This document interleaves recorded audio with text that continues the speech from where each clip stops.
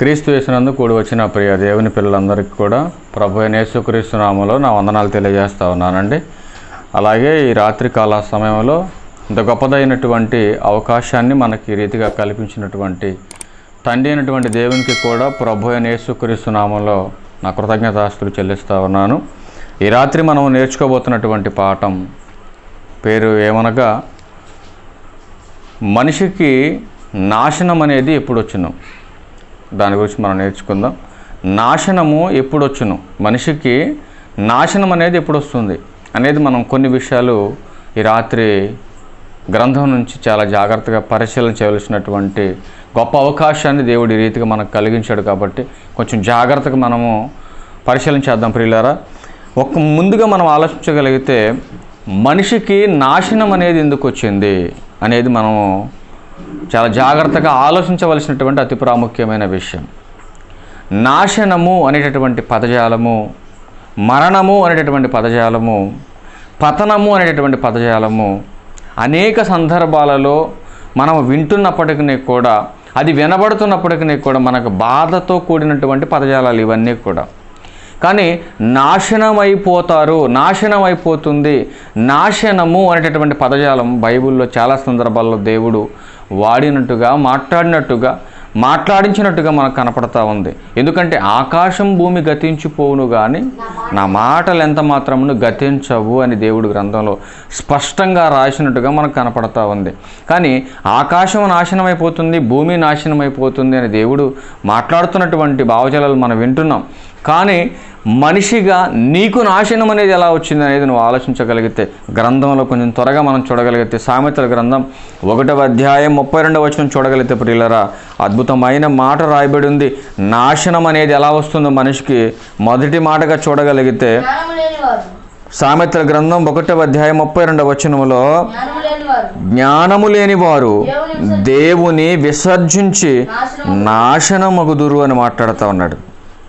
జ్ఞానం లేని వారు ఏం చేస్తారు, దేవుణ్ణి దూరం చేసుకొని వారు నాశనం అయిపోతారని బైబిల్ మాట్లాడుతూ ఉంది. అంటే దేవుని జ్ఞానం లేకపోతే మనిషికి నాశనం వస్తుందా అని అంటే ఖచ్చితంగా వస్తుందని బైబిల్ మనకి హెచ్చరిస్తూ ఉంది. కింద మాటలు ఏమంటున్నాడు, బుద్ధిహీనులు క్షేమము కలిగినదని మైమరచి నిర్మూలమగుదురు అని మాట్లాడుతున్నాడు. నాశనం అంటే అర్థం ఏంటి? మరొక పేరు మనకు ప్రస్తావించబడింది గ్రంథంలో, నిర్మూలము అన్నట్టు. పుట్టగతులు లేకుండా పోతారా అని మాట్లాడతాం మనం అప్పుడప్పుడు సందర్భాల్లో. నిర్మూలం అంటే అర్థం ఏంటి? పూర్తిగా నాశనము అని దాని అర్థమవుతుందండి. కాబట్టి దేవుని జ్ఞానం లేకపోతే మనిషికి ఏమొస్తుందని చెబుతుంది గ్రంథం మనకి? బుద్ధిహీనత వస్తుంది. ఆ బుద్ధిహీనత వలన మనిషికి నాశనం వస్తుందనే విషయం మనకి గ్రంథం స్పష్టంగా తెలియజేస్తూ ఉంది. ఎలాంటి అవభావాలు కలిగినటువంటి విషయాలు దేవుడు గ్రంథంలో రాయించడం మనం చూడగలిగితే, జ్ఞానము లేకపోతే మనిషి నాశనం అవుతాడు అనేటువంటి ప్రస్తావన మనకు గ్రంథంలో తెలియజేయడం అనేది జరుగుతుంది. ఈ బుద్ధిహీనత కలిగినటువంటి వారందరికీ కూడా జ్ఞానం ఎలా ఉంటుందో జాగ్రత్తగా ఆలోచించగలిగి 29వ మాటలోకి వెళ్ళగలిగితే మనము, జ్ఞానము వారికి అసహ్యము అన్నాడు. బుద్ధిహీనత కలిగిన వాడందరికీ కూడా జ్ఞానం మరి అసహ్యంగానే ఉంటుంది. బుద్ధి కలిగిన వాడికి చాలా జ్ఞానంతో కూడినటువంటి ఆలోచనాత్మకమైనటువంటి విషయం ఇది. బుద్ధిహీనులందరికీ కూడా వెరితనంగానే ఉంటుంది లేఖనం ఎప్పుడూ కూడా. ఇంకా మనం ముందుకెళ్ళి చూడగలిగితే సమూయేలు మొదటి గ్రంథం 2వ అధ్యాయం 10వ వచనంలో కూడా అద్భుతమైనటువంటి మాట దేవుడు గ్రంథంలో రాయించిన పిల్లలు చూద్దాం. సమూయేలు మొదటి గ్రంథం 2వ అధ్యాయము 10వ వచనం. సమూయేలు మొదటి గ్రంథం 2వ అధ్యాయం 10వ మాట, యెహోవాతో వాదించువారు నాశనమగుదురు. చదువమ్మా. పరమండలములో నుండి ఆయన వారిపైన, ఒక్కసారి మేము చదువుతాం తల్లి, జాగ్రత్తగా వినండి. సమూయేలు మొదటి గ్రంథం 2వ అధ్యాయం 10వ వచనం, యెహోవాతో వాదించువారు నాశనమగుదురు, పరమండలములో నుండి ఆయన వారిపైన యురుము వలె గద్దించుచున్నాడు అని గర్జించును అని మాట్లాడుతూ ఉన్నాడు. ఎవరైతే దేవునితో వాదిస్తున్నారో వాళ్ళందరూ కూడా నాశనం అయిపోతారని బైబిల్ హెచ్చరిస్తుంది. ఒకనాడు ఇశ్రాయేలీలు వాదించారు ప్రియులారా దేవునితో. ఎలా వాదించారు? దేవుని పైన తిరుగుబాటు చేశారు, దేవుణ్ణి దూషించారు, దేవుణ్ణి అవమానపరిచారు, దేవుని పైన సనుగుకున్నారు, దేవుని పైన ఎన్నో అనేక రకాలుగా దేవుని పైన తిరుగుబాటు చేసినట్టుగా మనకు కనపడతా ఉంది గ్రంథంలో. కానీ ఒకనాడు ఇశ్రాయేలుడు చేసినటువంటి తప్పు ఈ రోజున సమాజంలో బ్రతుకుతున్నటువంటి మనం చేయకూడదని దేవుడు గ్రంథంలో ఎన్నో మాటలు రాయించాడు. కాబట్టి ప్రియులను మనం ఆలోచించగలిగితే నాశనం అనేది ఎప్పుడు వస్తుందని మనం ఆలోచించగలిగితే, ఒకటి దేవుని గూర్చినటువంటి జ్ఞానం మనకు లేకపోతే బుద్ధిహీనత వస్తుంది. ఆ బుద్ధిహీనత వలన నీకు నాశనం వస్తుంది. ఇంకా మనం ఆలోచించగలిగితే గ్రంథంలో ఇంకొక మాట మనకేం తెలియజేస్తూ ఉంది గ్రంథం అని అంటే, దేవుని పైనే తిరుగుబాటు చేస్తే, బ్రతుకునిచ్చిన దేవుని కోసం బ్రతకవలసినటువంటి మనం, బ్రతుకునిచ్చినటువంటి దేవుని కోసం బ్రతకనటువంటి మనం, దేవుని గూర్చినటువంటి ఆలోచన లేకుండా దేవుని పైనే తిరుగుబాటు చేస్తే మనకు నాశనం వస్తుంది అనేటువంటి భావజాలాలు మనకు కనపడుతున్నాయి. ఏ రకంగా దేవుని పైన తిరుగుబాటు చేస్తున్నారు వీళ్ళు? ఏ రీతిగా దేవుడు మనం ఉండాలని దేవుడు కోరుకున్నాడు? ఎలాంటి అవభావాలు కలిగి ఉండాలి దేవుని పిల్లలను దేవుడు కోరుకుంటే దేవుని పైన వీళ్ళు తిరుగుబాటు చేస్తున్నారు? మీరు ఆలోచించగలిగితే యెషయా గ్రంథం 1వ అధ్యాయం 2వ మాటలో అద్భుతమైన మాట రాయించాడు దేవుడు. చూద్దాం ఒకసారి. ఇశ్రాయేలీయులకు చెప్పించినటువంటి మాట, యెహోవా మాట్లాడుచున్నాడు, ఆకాశమా ఆలకించుము, భూమి చెవియొగ్గుము, నేను పిల్లలను పెంచి గొప్పవారినిగా చేసి తిని వారు నా మీదే తిరుగుబడి ఉన్నారు అని మాట్లాడుతున్నాడు. ఏమంటే పరలోకపు తండ్రి మీదే తిరుగుబాటు చేస్తే, ఆయన వైపే మనం తిరుగుబాటు చేస్తే ఇంకేంటంటే మనకి భూమి మీద బ్రతుకు? మీరు ఆలోచించండి. ఈ లోకంలో అధికారుల మీద తిరుగుబాటు చేసినా, లేకపోతే నీ వీధిలో ఉన్న వాళ్ళ మీద తిరుగుబాటు చేసినా, నీ కుటుంబంలో ఉన్నవారి మీద తిరుగుబాటు చేసినా కొంతకాలం బ్రతుకుంటుందేమో. కానీ భూమి మీద సాక్షాత్తు బ్రతుకునిచ్చినటువంటి దేవుని మీదే ఒకనాడు ఇశ్రాయేలు తిరుగుబాటు చేసినట్టుగా నువ్వు నేను కూడా దేవుని మీద తిరుగుబాటు చేస్తే నిన్ను నన్ను ఎందుకు క్షమిస్తాడండి? ఒకనాడు ఇశ్రాయేలు నా సొత్తు అయినటువంటి పిల్లలు నా పిల్లలని మాట్లాడాడు ఇశ్రాయేలీయుల గురించి దేవుడు ప్రారంభంలో. అలాంటి వారినే దేవుని పైన తిరుగుబాటు చేస్తే నాశనాన్ని చూపించాడు వాళ్ళందరికీ కూడా, నాశనం చేసాడు వాళ్ళందరినీ కూడా, నిర్మూలన చేసాడు వాళ్ళందరినీ కూడా. మరి నిన్ను ఎందుకు విడిచిపెడతాడు దేవుడు? ఆలోచించండి ఒకసారి. అందుకనే మనం ఇంకొక మాట మనం చూడగలిగితే సమూయేలు మొదటి గ్రంథం 12వ అధ్యాయం కూడా చూద్దాం పిల్లలు ఒకసారి. సమూయేలు మొదటి గ్రంథం 12వ అధ్యాయంలో 25వ మాట చూద్దాం. 12వ అధ్యాయము 25వ వచనం, మీరు కీడు చేయువారైతే తప్పకుండా మీరును మీ రాజును నాశనమగుదురు అని మాట్లాడుతూ ఉన్నాడు. ఎన్ని విషయాలు దేవుడు గ్రంథంలో హెచ్చరించాడు మీరు ఆలోచించండి. ఎంతోమంది ప్రవక్తల ద్వారా ఎన్నో విషయాలు దేవుడు సమాజంలో బ్రతుకుతున్న వారందరూ కూడా నశించిపోకూడదని, వాళ్ళందరినీ వెతికి రక్షించాలని దేవుడు ఎంతో తపన పడుతున్నటువంటి విధానం మనకు కనపడుతుంది. ఏమని మాట్లాడుతున్నాడు దేవుడు అంటే, మీరు కీడు చేయువారైతే అన్నాడు. చెడును అనేటువంటి విధానం, చెడు స్వభావం కలిగి చెడును ప్రేమించి పాపాన్నే ఇష్టపడుతూ పాపంలోనే బ్రతుకుతుంటే మీరు కీడునే చేయవారైతే అని మాట్లాడతారు. కీడునే చేయవారైతే దేవుడు ఎప్పుడైనా తన స్వభావానికి విరుద్ధంగా ఎప్పుడైనా కీడు చేశాడు ఈ భూమి మీద బ్రతుకుతున్న వాళ్ళకి?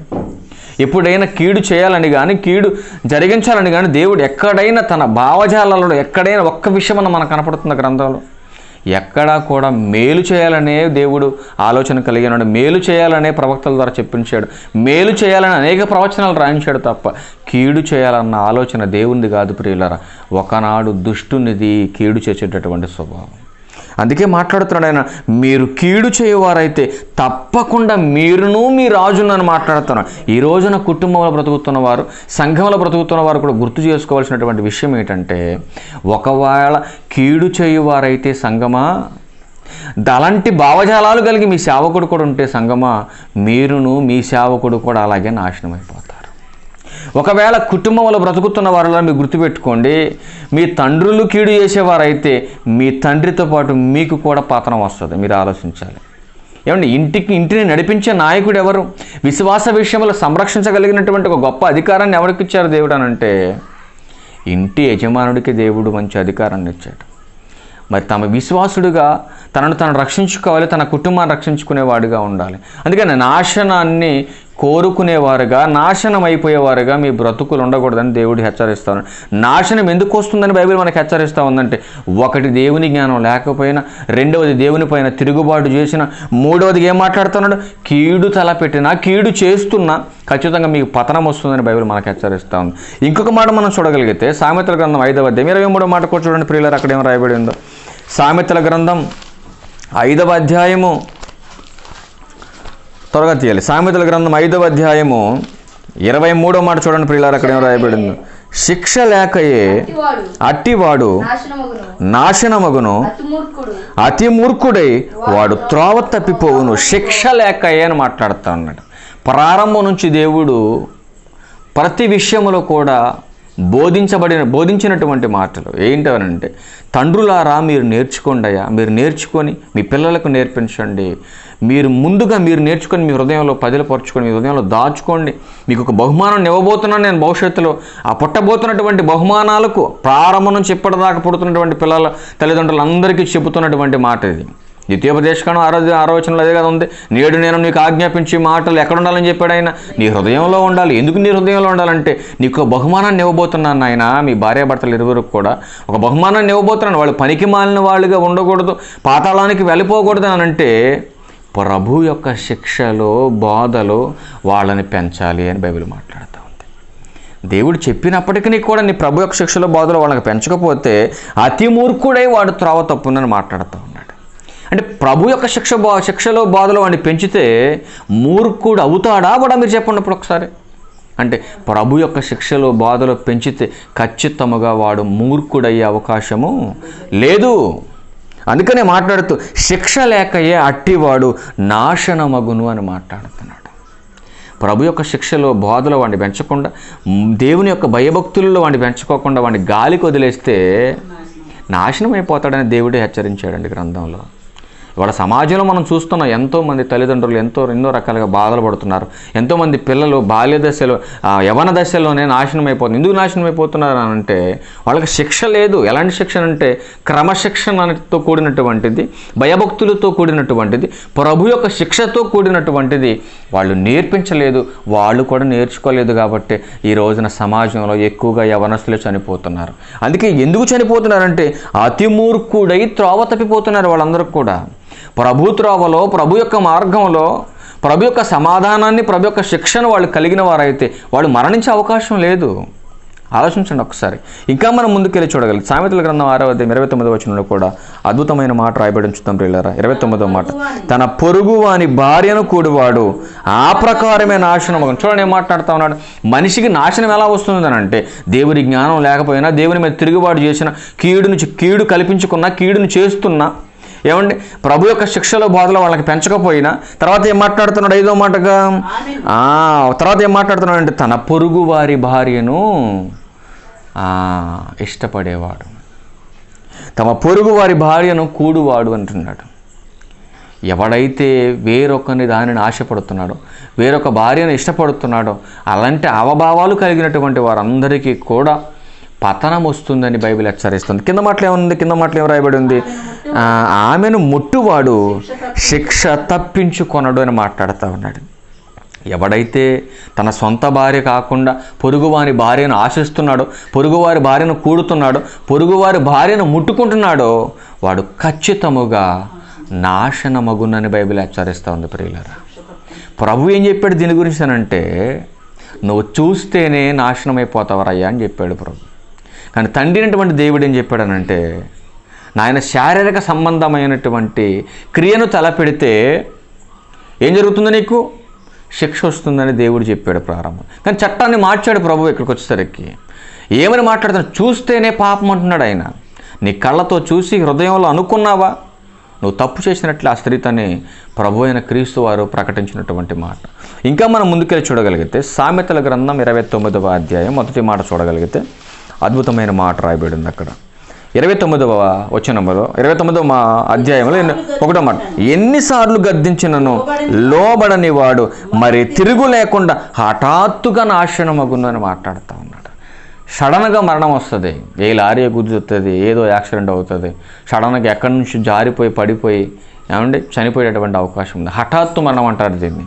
అయ్యో పొద్దున మాకు కనపడ్డాడండి, ఏంటి సడన్గా ఇప్పుడే యాక్సిడెంట్ అయిపోయిందా, అయ్యో మాకు పలానా చాడు మందలిచ్చాడండి మమ్మల్ని, పలానా సమయంలో మాకు కలిశాడండి, అయ్యో అప్పుడే చనిపోయాడని మనం మాట్లాడుతూ ఉంటాం. ఏంటి దానికి ఏమని పేరు పెట్టింది బైబిల్ అని అంటే, హఠాత్తు మరణము అని మాట్లాడుతూ ఉంది. ఇప్పుడు నేను నాతో మాట్లాడట వెళ్ళిపోయాడు చనిపోయాడని మాట్లాడతాం మనం. ఏమండి హఠాత్తు మరణం అని మాట్లాడతాను.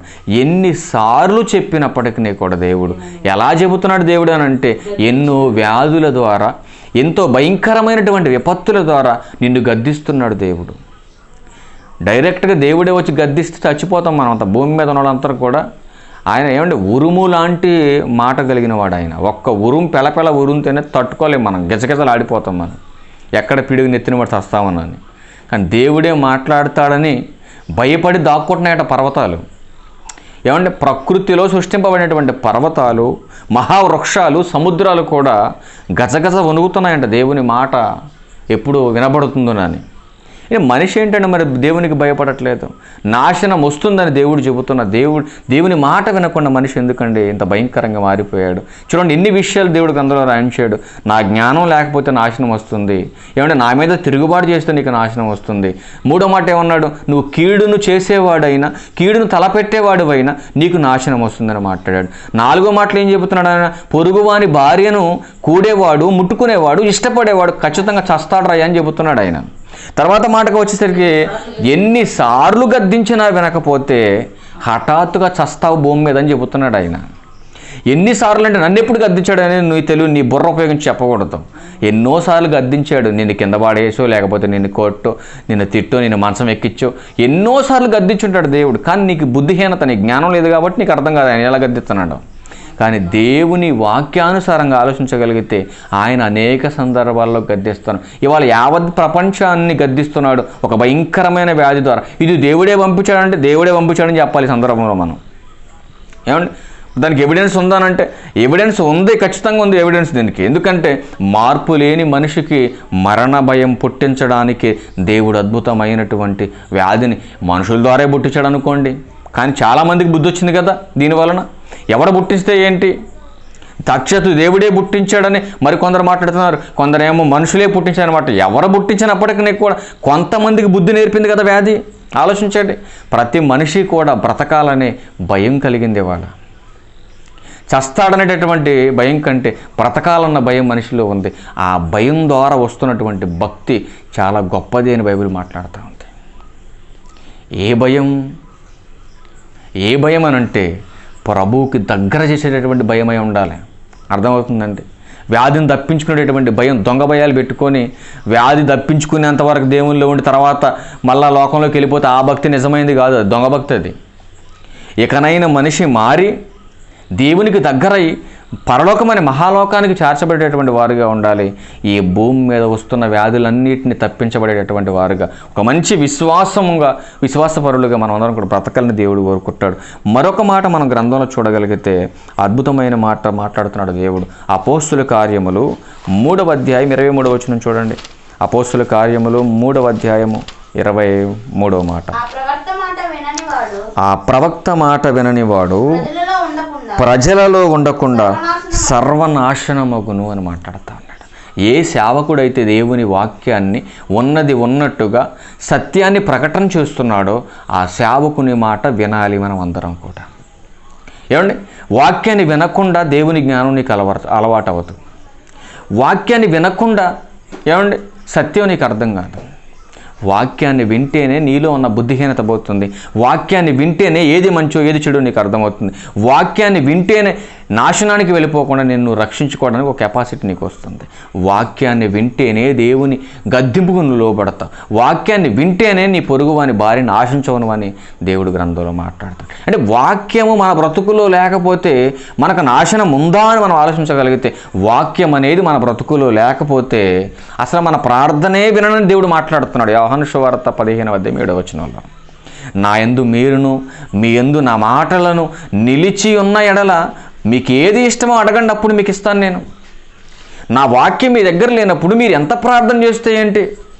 నాలో ఉంటున్నారు బాగానే ఉంది, కానీ నాలో ఉన్నటువంటి మీలో నా వాక్యం ఉండాలి ప్రియులారా అని దేవుడు కోరుకుంటున్నాడు. కానీ మనలో మనం ఒక్కసారి మనం ఆలోచించుకోగలిగితే, మన విశ్వాసాన్ని మనం పరీక్షించుకోగలిగితే అసలు మనలో క్రీస్తు ఉన్నాడా ఆలోచించుకోండి ఒకసారి. మనలో క్రీస్తు ఉంటే విశ్వాస విషయములో మనము దినదినము అభివృద్ధి చెందేవారుగా ఉండాలి, కానీ దినదినము భ్రష్టత్వానికి దగ్గరయ్యే పిల్లలుగా మనం ఉండకూడదని దేవుడు ప్రారంభం నుంచి కోరుకుంటున్నటువంటి భావచారం. అంటే వాక్యాన్ని వినకపోతే మనకు నాశనం వస్తుందంటారా? మీరు ఆలోచించండి అని అంటే, వాక్యాన్ని వినకపోతే నీకు నాశనం వస్తుందని సాక్షాత్తుగా బైబిల్ మనకు సెలవిస్తూ ఉంది సందర్భం ఉండదు. ఏ రీతిగా వాక్యాన్ని వినకపోతే మనకు నాశనం వస్తుందో ఒకసారి చివరికి ఒక మాట మనం చూసుకునే సందర్భంలో ముగించుకుందాం. మనం ఒకసారి సామెతల గ్రంథం 4వ చూడగలిగితే అద్భుతమైన మాట రాయబడి ఉంది. ఇలా చూద్దాం ఒకసారి. సామెతల గ్రంథం 4వ అధ్యాయము. ఆయన నాకు బోధించుచు నాతో ఇట్లా నేను నీ హృదయము పట్టుదలతో నా మాటలను పట్టుకొననిమ్ము. ఎందుకు పట్టుకోమంటున్నాడండి? పట్టుదలతో ఎందుకు పట్టుకోమంటున్నాడు దేవుని మాటలు? మళ్ళీ ఎలా పట్టుకోమంటున్నాడు? హృదయపూర్వకముగా గైకొనాలి, హృదయపూర్వకముగా పట్టుకోవాలి. ఏమంటే ఇంత జాగ్రత్త కలిగినటువంటి విధానాన్ని దేవుడు ఎందుకు అమలు చేస్తున్నాడు సమాజంలో అనంటే, నువ్వు నాశనమైపోకూడదని దేవుడు ఇంత విధానాన్ని అమలు చేస్తున్నాడు. ఎందుకు ఈ విధమైనటువంటి పదజాలాన్ని దేవుడు ఉపయోగించాడో కింద చూడగలిగితే, నా ఆజ్ఞలను గైకొనిన ఎడల నువ్వు బ్రతుకుదువు అని మాట్లాడుతూ ఉన్నాడు. నువ్వు నాశనం కాకుండా బ్రతకాలనంటే ఖచ్చితముగా నా మాట నువ్వు వినాలి అని మాట్లాడుతున్నాడు ఆయన. నువ్వు బతకాలంటే ఈ భూమి మీద నా మాట వినాలి. నువ్వు నా మాటే జీవం కలిగినది, నా మాటే నిన్ను రక్షింపగలిగేది. నువ్వు పతనం కాకుండా, నాశనం కాకుండా ఈ భూమి మీద నిన్ను బ్రతికించేది జీవం కలిగినటువంటి నా మాటే అని దేవుడు గ్రంథంలో హెచ్చరిస్తూ ఉంటాడు. మరి ఒక మాట మనం చూడగలిగితే యోబు గ్రంథం 23వ అధ్యాయం 17వ మాట చూడండి ఒకసారి. యోబు గ్రంథం 23వ అధ్యాయము 17వ వచనం. యోబు గ్రంథము 23వ అధ్యాయంలో 17వ వచనం. అంధకారము కమ్మి ఉండినను, గాఢాంధకారము నన్ను కమ్మి ఉండినను, నేను నాశనము చేయబడి ఉండలేదు అని ఒకనాడు యోబు గారు మాట్లాడుతున్నటువంటి మాట. ఇన్ని విషయాలు మనం గ్రంథంలో చూసాం కదా. ఆ విషయాలలో ప్రతి సందర్భంలో కూడా మనకు కనపడినటువంటి విధానం ఏంటనగా మనం ఆలోచించగలిగితే, దేవుని జ్ఞానం లేకపోతే నాశనం కనపడింది. ఏమంటే దేవుని గద్దింపు లోబడపోతే నాశనం మనకు కనపడింది. దేవుని యొక్క శిక్షల బాధలో మనం పెంచకపోతే నాశనం కనపడింది. అనేక సందర్భాలలో మనం దేవునికి ఇష్టంగా లేకపోతే మనకు పతనం కనపడింది అక్కడ. మరి ఇక్కడేంటి, యోబు గారి దగ్గరకు వచ్చేసరికి ఆశ్చర్యాన్ని పుట్టించే మాట మనకు కనపడుతుంది. ఆలోచించిన ప్రియుల సందర్భంలో అంటే దేవుని జ్ఞానం కలిగిన వాడు యోబు గారు. దేవుని గద్దింపుకు లోబడిన వాడు ఎవరు? యోబు గారు. దేవుని యొక్క శిక్షలో ఉన్నవాడు యోబు గారు. అందుకే ఆయన ఖచ్చితంగా మాట్లాడుతున్న మాట ఏంటో తెలుసా? అంధకారము కమ్మి ఉండినను, గాఢాంధకారము నన్ను కమ్మి ఉండినను, నేను నాశనము చేయబడలేదని మాట్లాడుతూ ఉన్నాడు. ప్రియులారా, ఎవరి భార్యను ఆయన కోరుకోలేదు, ఎవరి సొత్తును ఆయన కోరుకోలేదు. ఏమండి, ఎవరి పట్ల కూడా ఆయన అసభ్యపరమైనటువంటి విధానాన్ని ప్రవర్తించలేదు ఆయన ఈ భూమి మీద. కానీ ఎలా బ్రతికాడు తెలుసా? నీతిమంతుడుగా, యథార్థవర్తనుడుగా, ఏమండి ఎలాంటి దోషము చేయనటువంటి వాడుగా భూమి మీద బ్రతికినటువంటి గొప్ప ఘనత ఒకనాడు యోబు గారికి వచ్చింది. కానీ ఎంత భయంకరమైన శోధనలు, ఎంత భయంకరమైన విపత్తుల కుటుంబానికి వచ్చినప్పటికీ కూడా, చివరికి తన దేహానికి వచ్చినప్పటికీ కూడా నాశనము చేయబడలేదని మాట్లాడుతున్నాడు ఆయన.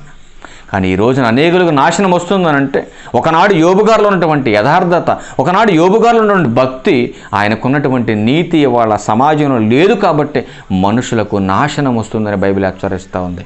ఇంకా మనం చూడగలిగితే ప్రియులారా, ఎన్నో సందర్భాలు దేవుడు రాయించాడు. కానీ సమయము చాలా తక్కువగా ఉంది కాబట్టి ఈ సందర్భంలో ఈ రీతిగా ఇంత గొప్పదైన అవకాశాన్ని మనకిచ్చినటువంటి తండ్రి అయిన దేవునికి నా కృతజ్ఞతాస్తులు చెల్లిస్తూ ఉన్నాను. ఆసక్తిగా ఉన్న మీ అందరికీ కూడా ప్రభు అయిన యేసుక్రీస్తు వారి నామంలో నా వందనాలు తెలియజేసి నా మాటలు ముగించేస్తాను. అందరికీ వందనాలండి. Thank you.